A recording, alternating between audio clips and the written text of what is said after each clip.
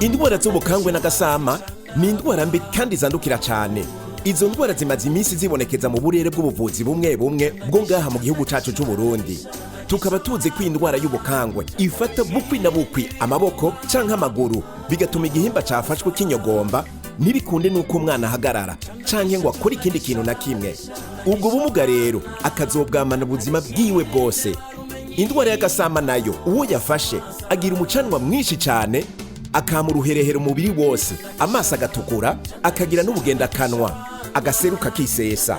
Bavyeyi, izo ndwara zirakarira cyane abana batoya kuva bakivuka gushika ku myaka 5.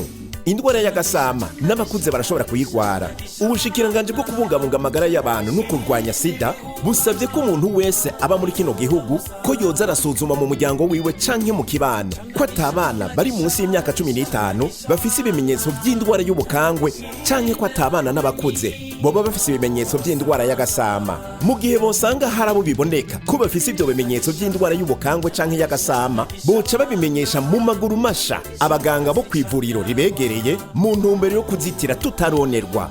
Ubushikiranganje kandi burasubiye kwibutsa abavyeyi bose ko bocandagisha abana babo kuva bakivuka gushika ku mwaka n'igice, kuko umwana acandazwe neza kandi ku gihe akurana amagara meza.